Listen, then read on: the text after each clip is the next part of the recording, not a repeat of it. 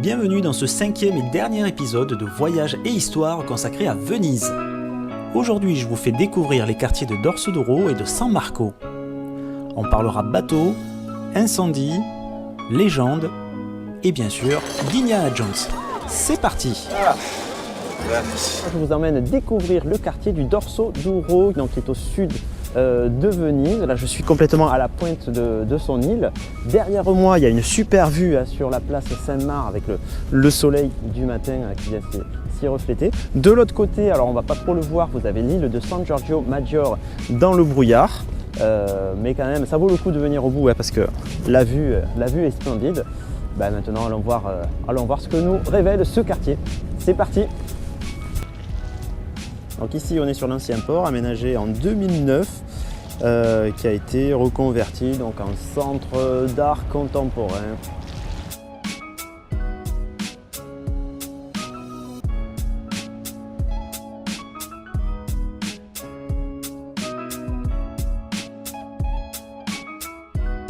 On retrouve au bout du quartier la basilique Sainte-Marie de la Santé. Alors pourquoi elle porte son nom? Tout simplement parce qu'en 1630, il y a eu la peste à Venise qui a fait des ravages sur les 150 000 habitants de l'époque. On estime qu'il y a eu 80 000 morts. Le doge lui-même est décédé pendant l'épidémie. Et du coup, les grands personnages, le Grand Conseil a promis qu'il ferait édifier une église dès le premier jour de la fin de l'épidémie. Et en 1631, on a commencé la construction de cette basilique derrière moi. Alors c'est une très belle église, mais malheureusement, elle est en restauration encore pour un bon petit moment. Voilà, elle se présente sous une forme d'une grosse coupole. Et tout autour, il y a 6 chapelles. Donc nous avons une basilique tout parfaitement ronde.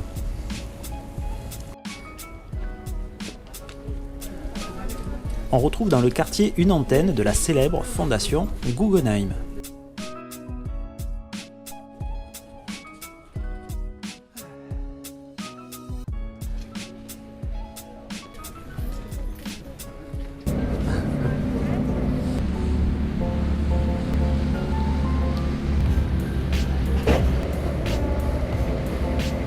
Voilà comment il rembarque, il remonte sur le quai. Donc ça c'est le pont de l'Académie, le pont en bois qui traverse le grand canal. Et bien sûr, juste en face du coup, vous avez l'Académie. Une galerie très prestigieuse sur Venise. Une vue un petit peu différente en haut de ce pont, ça change. Par contre le brouillard, il est toujours là. Alors si vous descendez le canal Trovaso par le sud, vous rencontrerez, alors derrière moi vous avez l'église de San Trovaso, et surtout un petit peu plus loin là-bas, vous avez encore l'un des derniers chantiers de réparation de gondoles. On va aller voir ça. Et voilà.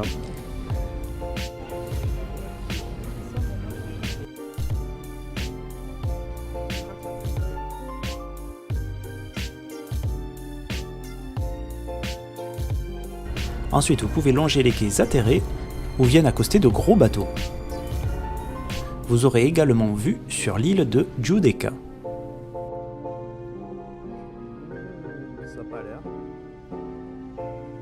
Alors surtout, je l'ai déjà dit, n'hésitez pas à vous perdre, à abandonner le guide et à déambuler dans les rues. Vous tomberez sur des quartiers très calmes, très sympas, sans aucun touriste. Alors écoutez,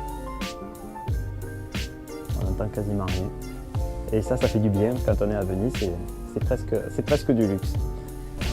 À Venise, alors certains reconnaîtront, c'est ici qu'a été tourné Indiana Jones 3, la dernière croisade.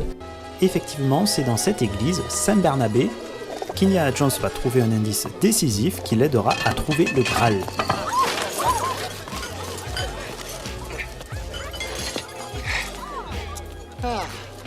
Venise. Donc aujourd'hui, l'église accueille une expo sur Léonard de Vinci, sur les machines de Léonard. Alors sur chaque place que vous verrez quasiment, il y a un puits. Enfin, On a l'impression que c'est un puits, en fait c'est une citerne de à peu près 5 mètres de profondeur. Et sur tous les toits autour de la place, on récupère l'eau et cette eau est filtrée avec du sable et qui va directement dans ce faux puits. Pour ma dernière journée à Venise, je suis de retour sur la place Saint-Marc pour enfin profiter du soleil et faire de belles images. Ensuite, j'irai découvrir le quartier San Marco, mais direction Fenice. Alors, petite anecdote miraculeuse sur la basilique. En 976, l'église qui avait été construite pour accueillir les reliques de Saint-Marc partit en fumée. Et les reliques avec. Donc bien sûr, grand drame à Venise. On imposa des jours de jeûne et de prière à la population, mais il a fallu attendre le 25 juin 1094 pour que lors de l'inauguration, sortit d'un pilier, un pilier s'effrita dans la basilique et un bras émergea de ce pilier et c'était bien sûr les reliques de Saint-Marc. Donc tout allait bien, on l'a retrouvé et on le replaça au bon endroit, bien au chaud, là où il se trouve encore aujourd'hui. C'est pas beau ça? Alors derrière moi, alors je ne sais pas si vous le voyez, on est au bout de la Piazzetta qui longe le palais des Doges. Vous avez la colonne de Théodore qui était le premier saint patron de la ville avant que les reliques de Saint-Marc n'arrivent à Venise. Donc du coup on a une deuxième colonne, donc elles sont très belles, hein, elles sont très bien placées. Alors attendez, je vous montre. Donc elles encadrent la Piazzetta et au fond vous avez donc le campanile et la basilique. Alors pour terminer, je vous emmène dans le quartier qui est au fond de la place Saint-Marc. J'y suis pas encore allé. C'est un quartier plutôt sympa, il y a plein de petites places et d'églises, donc on va faire ce petit tour ensemble pour bien terminer le quartier de la place Saint-Marc. Donc voilà, on est vraiment dans le quartier chic avec des grandes marques, hein. Derrière moi vous avez Gucci, mais vous avez vraiment vous avez Prada, Dolce Gabbana, etc. Donc on n'est pas chez les bouseux. Alors quand je parlais de boutique de luxe, alors là vous avez une Nespresso magnifique, habillée de cuir pour 4450 €. 4450 €, ouais. Vous rêvez pas. Alors, quand on quitte la rue avec toutes les grandes marques, on arrive sur la place Saint-Fantin avec le théâtre Fenice, la Fenice. Donc qui est vraiment une référence dans le lyrique en Italie, mais aussi dans le monde. Alors arrêtons-nous un instant sur le théâtre La Fenice. La Fenice, ça veut dire le phénix qui renaît de ses cendres. Il a été construit à la fin du XVIIIe siècle pour remplacer le théâtre San Benedetto qui avait flambé, d'où son nom. Sauf qu'en 1790, pendant la construction du théâtre, il y a un petit incendie qui va ralentir les travaux.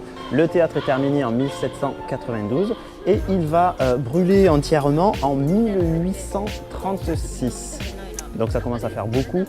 2 incendies, un pendant la construction et un autre au 19e siècle. Mais il va brûler entièrement en 1996 devant les caméras de télévision. Et il sera à nouveau inauguré en 2003, donc dans la forme actuelle.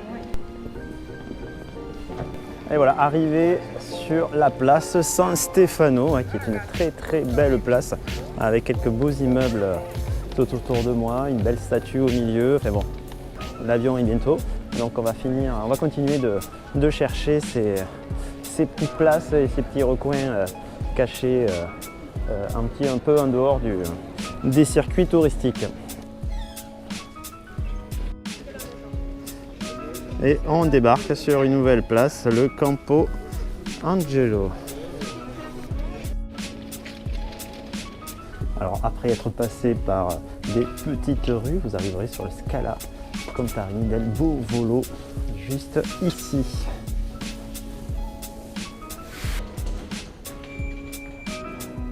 Magnifique escalier.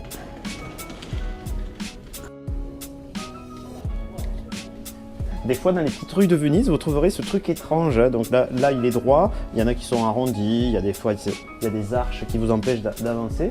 Bah, c'est tout simplement pour empêcher ces messieurs de pisser n'importe où parce que les gens des quartiers un petit peu reculés commençaient à en avoir un petit peu marre. Et là, je crois que je vais me faire agresser par un pigeon. Donc on va arrêter là.